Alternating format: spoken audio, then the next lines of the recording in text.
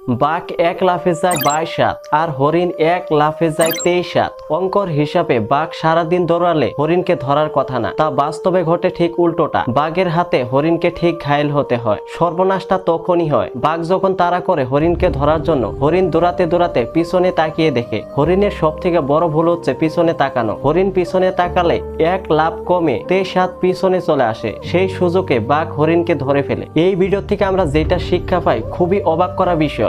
জীবনে চলার পথে ভুল ভ্রান্তি যাই আসুক না কেন, পিছনে তাকাতে নেই। নিজের উপরে বিশ্বাস রেখে সামনের দিকে এগিয়ে যেতে হয়। উপরওয়ালা চাইলে একদিন সফলতার চূড়ায় পৌঁছাতে পারবো। এই বিষয়ে কে কে আমার সঙ্গে একমত আছেন তারাই কমেন্ট করবেন। কুমির যেহেতু সবকিছু প্রাণীরই হাড়গোড় চিবিয়ে আস্ত গিলে নেয়, তার শক্তিশালী দাঁত দিয়ে কচ্ছপের শিরকেও ভেঙে ফেলে। সব থেকে অবাক করা বিষয় হচ্ছে যে এই পাখিগুলোকে কিছুই করে না কেন। তার কারণ হচ্ছে কুমির যেহেতু কাঁচা মাংস খেয়ে থাকে, কাঁচা মাংস খেতে খেতে তার দাঁতে কিছু মাংস লেগে থাকে। মাংস লেগে থাকার ফলে তার দাঁতে পোকাও ধরে যায়। যেহেতু কুমির শিকার করার জন্য তার দাঁতেরই বেশি প্রয়োজন হয়ে থাকে, যখন শিকার করার পরে মাংস লেগে থাকে তখন মুখ খুলে এরকম ভাবে পড়ে থাকে। তার কিছুক্ষণ পরেই তার পার্সোনাল ডেন্টিস্ট চলে আসে।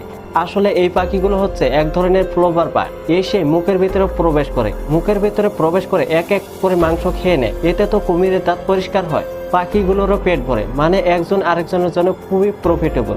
এরকম বন্ধু আরো কোথায় দেখতে পাওয়া যায় কমেন্টে বলে যায়। আপনি যদি কখনো এই হলুদ রঙের ব্যাঙকে দেখতে পারেন তাহলে ধরতে না আগে দৌড়ে পালিয়ে যান, নয়তো আপনাকে উপরে যাওয়ার হাত থেকে কেউ বাঁচাতে পারবে না। এই ব্যাঙটির নাম হচ্ছে গোল্ডেন ফ্রোজেন ফ্রগ। এই ব্যাঙটি কলম্বিয়াতে পাওয়া যায়। এই ব্যাঙটির বিষ নিরাময় করার জন্য আজ পর্যন্ত কোনো ধরনের দ্রব্য বের হয়নি। এই ব্যাঙের বিষ যদি একবার শরীরে লেগে যায় তাহলে আপনাকে কেউ বাঁচাতে পারবে না। সব থেকে অবাক করা বিষয় হচ্ছে যে এই ব্যাঙের বিষটি ঘামের মতো নির্গমন হয়ে থাকে।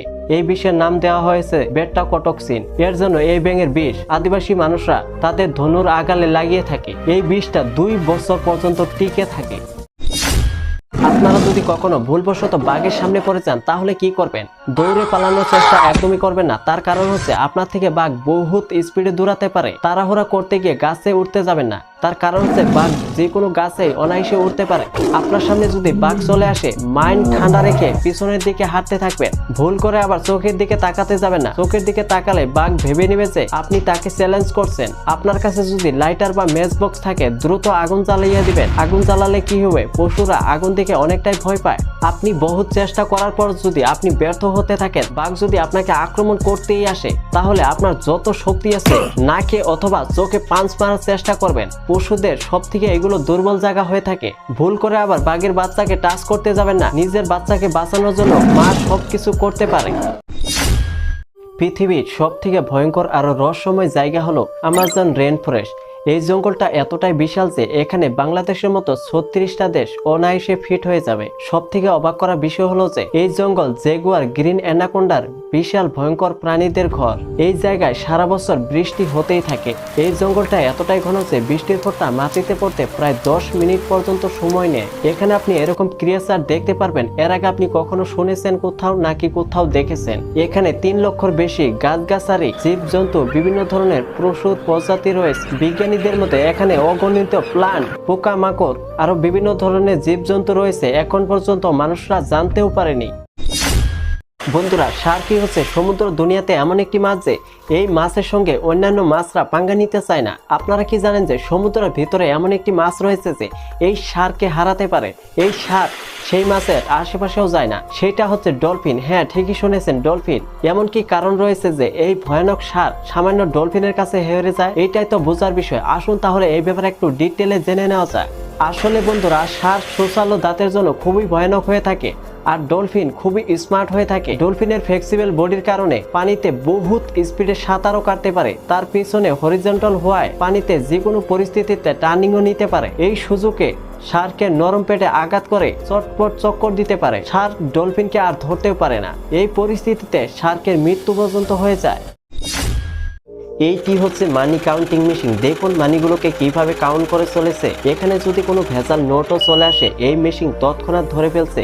আসুন তাহলে জেনে নেওয়া যাক যে এই মেশিন আসলে কিভাবে কাজ করে। সর্বপ্রথমে এই মেশিন ছোট থেকে বড় এবং মাঝারি সাইজের সব ধরনের মেশিন পাওয়া সম্ভব। টাকাগুলোকে কাউন্ট করার জন্য মেশিনের উপরে টাকাগুলোকে দিয়ে দিতে হয়, তার ভিতরে থাকা রোলার টাকাগুলিকে একটি একটি করে টেনে নিয়ে আসে। টাকা কয়টি এসেছে তার ভিতরে আরো কয়টি রোলার থাকে, তার ভিতরে একটি স্ক্যানারও রয়েছে। স্ক্যানার কাজ হচ্ছে টাকাগুলিকে অনবরত স্ক্যান করা। টাকাগুলিকে স্ক্যান করতে করতে তার ভিতরে যদি কোনো ভেজাল নোটও চলে আসে তৎক্ষণাৎ ধরে ফেলছে। খুবই অবাক করা বিষয়। অর্থাৎ এই মেশিনটি সম্পূর্ণ সিস্টেমেটিকভাবে ভালোভাবে কাজ করতে পারে। টাকা কাউন্ট করা নিয়ে কারো সন্দেহ থাকছে না। এটি হচ্ছে নেশাখোর প্রাণী। আপনারা জানলে অবাক হবেন যে এই প্রাণীটি মানুষের মতোই নেশা করে থাকে। এর নাম হচ্ছে লেমার।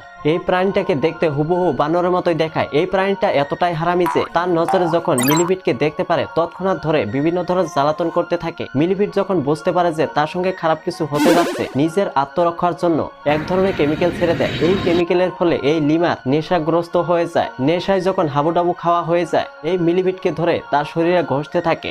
এই মিলিপিটের দুইটা গুণ রয়েছে, এক হচ্ছে যে নেশা করা যায়, আরেকটা হচ্ছে মশাকেও তাড়ানো যায়। খুবই আশ্চর্য করা বিষয়।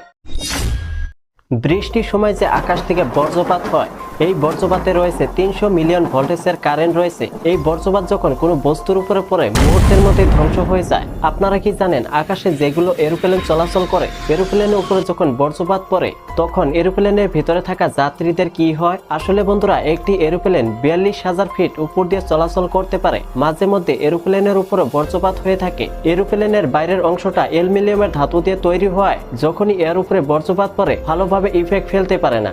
যখনই বজ্রপাত পড়ে এই বজ্রপাতটা এরোপ্লেনের উপরে চারিদিকে একদমই ছড়িয়ে পড়ে, যার ফলে এরোপ্লেনের ভিতরে থাকা যাত্রীদের কোনো কিছুই হয় না। সাধারণত ঘরের মেঝে বা অন্যান্য জায়গায় টাইলস ইউজ করা হয়ে থাকে। আপনারা কি জানেন কি কি স্টেজ পার করে এই টাইলস গুলো আমাদের ঘর পর্যন্ত পৌঁছায়? চলুন তাহলে ভালো করে জেনে নেওয়া যায়। সর্বপ্রথমে বিশাল বিশাল গাড়ি আরো মেশিন সহ অনাবরত পাহাড়গুলোকে ভাঙতে থাকে। সর্বপ্রথমে এই সাইজে কেটে নেওয়া হয়, তারপরে গাড়িতে লোড করে ফ্যাক্টরিতে নিয়ে আসা হয়, তারপরে মেশিনের সাহায্যে এরকম ভাবে পাতলা পাতলা করে কেটে নেওয়া হয়।